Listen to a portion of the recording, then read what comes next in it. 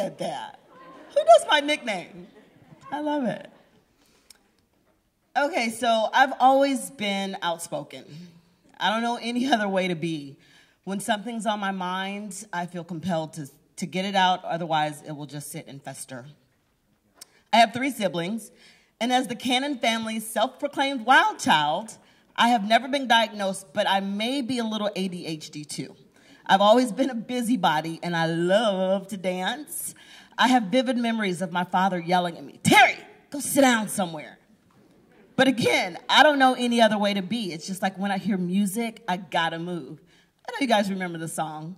When I hear music, it makes me dance. You got the music, here's your chance. See, y'all feel me. Half of you out there shaking your butts, right? Are you ADHD too? I'm also a Gemini. Oh, okay. Yeah, I was waiting for some oohs, but understand this. I'm not two-faced, okay? That's my outspoken twin. Now, I love my Gemini status, but sometimes I hate defending it because I'm so extroverted that when I need time alone, sometimes it seems strange to others that I would be that way. But this Gemini is also that diehard friend to the end. You know, the one that will tell you the hard truth when you ask the questions. Does this outfit look okay? Huh, Jen Cave? Anyway, again, always a tad more outspoken than the rest. For my demonstrative speech in the 9th grade, I explained, demonstrated, and taught my class how to do the modern dances of that time. Y'all remember the prep? Yeah, I did that. All of my dancing hasn't been for naught. At the age of 13, my sister and I signed up for an impromptu dance contest and won a car stereo. Right. I couldn't even drive. But it did go in my first car. So I saved Pop some money. You're welcome, Dad. At the end of the school year, we all know that tryouts for next year's activities are held, right? I was in the 7th grade, going into 8th grade, and I desperately wanted to be a cheerleader. I had 0 tumbling experience, but I had a big mouth, spirit in my heart, I could do the moves, and I loved their position in the school, so I wanted to be a part of it. I made the squad, and I was so proud of myself. But here comes the dark cloud. And one of my many life lessons.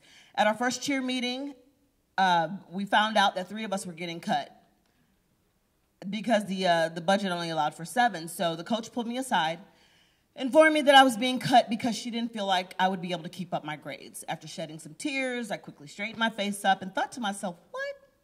That's bullshit. You're gonna put me in that box?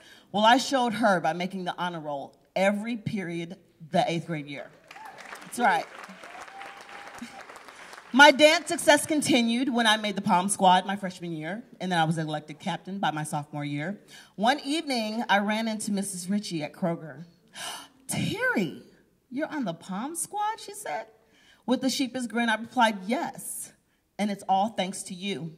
You doubting me pushed me to work especially hard. Her mouth dropped, and I walked off. See what I mean? Outspoken as hell, and that was me at 15. I feel like all kids should have a healthy fear of their parents, and it definitely stood true to be true in my house. My father was certainly the head of the household, and behind teen eyes, he seemed a bit unapproachable. He used to recite these one-line life lessons that us kids call J-Dub-isms. Yeah, I remember my first time speaking up to him, though. I was 16, and one of his isms stated, "It's better to be seen than to be heard." Wrap your head around that. It's better to be seen than to be heard. Well, I'm no damn Cupid doll. So I told him I didn't agree, and I have plenty to say. I will do so when I need to. So let's fast forward to the age of 30. My outspokenness reached a whole new level when my father decided for us to have a mini reunion in Greenwood, Mississippi. I lived in Austin, Texas at the time, and I drove 10 hours to get there. The wild child was ready to get the party started. Shortly after arriving, I entered my sister's hotel room. Her and my mother were sitting there crying. I instantly froze, wondering what the hell was wrong. Sissy said, Dad is upset because of how much money Mom spent on the hotel rooms. Oh, hell no. I said to myself. I exited the room, marched down to my father's room, knocked on the door, told him Mom and Sissy are in the room crying because of you. I'm going to tell you something that you told us our entire lives. If you want something done, do it yourself. She did exactly what you did asked her to do. I didn't drive 10 hours for this, and you owe her an apology. He looked at me and said, Terri, you're right. What? Did that just happen?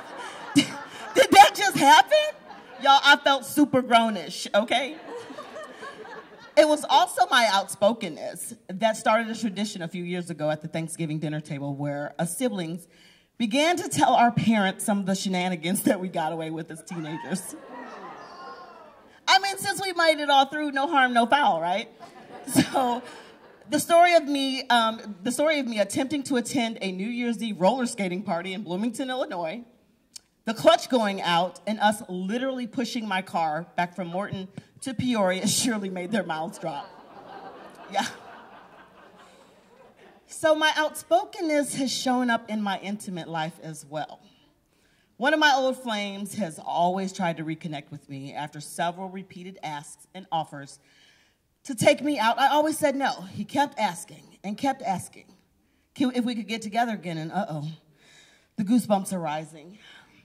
My stomach is churning. My ears and face are getting hot. Please, so-and-so, I'm not going to say his name, but please, please, please do not ask me a question if you cannot handle the answer. Does he not know? I'm going to tell you the truth. He insists on asking, so here goes. I told him that he was the worst sex I have ever had in my entire life. The look of shock came over his face. He quickly defended himself, stating that was years ago. Just give me another chance. I'm sorry, but when the prep time takes more than the actual sex act, I'd rather not roll the dice and waste my time. You know what I'm saying? I don't need, I can stand no minute, man. Yes, feel me on that one. Okay, so a lot of you know me from the Boys and Girls Club in Western Avenue. And the kids often ask me if I like what I do. My response is always yes, because I didn't have a Mrs. Cannon when I was growing up. I didn't have someone to listen to me and help me guide my choices and decisions. So I'm glad to be whoever they need me to be in their moment of crisis. I do receive a lot of praise for the work that I do. And I gotta tell you, I didn't know that this would be the work that I was called to do. You know, I possess more testosterone than the average female. So when I was asked what I was going to major in at SIU, my response was always men. I was not the little girl who had my wedding planned at the age of 8. I was too busy playing football in the back with the boys. So I do have 2 beautiful children, though. Chenise is 30 and Christopher is 19. Can I pause and talk about my offspring for a second? Like, I love my babies to death, but I swear I was just the carrier monkey for these baby daddy clones. I swear, but I am glad that they did both inherit my personality. So there was a time period before starting my work with nonprofits that I was unclear about what I wanted to do. In that transitional period, I took an adult swim class. My sister and I never learned how to swim as kids. My mother spent every other Sunday washing, oiling, pressing, and rolling our hair. So damn it, you better not get your hair wet. As you can see, I am not a slave to my hair today. I truly feel like women sometimes hide behind it, and I'm an open book, so what the hell do I need it for? So by taking that swim class and learning how to float, yes, this butt can float. That class brought me so much joy that I sought out to work for the organization. I landed a part-time job in HR for the Peoria Park District, and 3 months later, I was the manager of Logan Recreation Center. My life's calling was revealed. I loved working with kids. Their screams and squeals was music to my ears.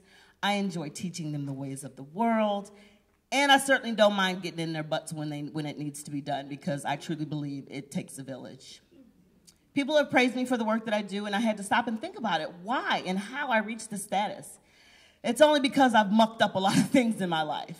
Some lessons come hard, but there's a compassion in me that truly just wants to help. My outspokenness has served me well in my nonprofit career as the town crier. Hey, Mr. CEO. Hey, Mr. Businessman. I have a big mouth. I'm not afraid to say what has to be said, nor am I afraid to ask for the things that my organization needs. I always say a closed mouth doesn't get fed, and doggone it, I like to eat. So just a couple of more tidbits about me. I'm single. Why is that so funny? Free-spirited, bold, and a spontaneous woman. To know me is to love me. Those that truly know me know that I love the Green Bay Packers. Go Pack, go! And that I love to roller skate. I got my first pair at the age of 5, and I've been hooked ever since.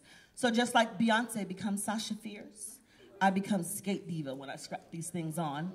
When my kids see me at the rink, I have to tell them. I place my finger over my mouth and say, shh, I'm not Miss Cannon tonight. Skating takes me to another place, and because of my mentor status, I'm sure that you're picturing me skating to Dancing Queen or Rock, Skate, Roll, Bounce, maybe even Xanadu. But nope, I enjoy music with a good hip-hop beat. I truly love me some City Girls, Doja Cat, and Megan Thee Stallion. So, Captain Hook, if you out there, holla at your girl.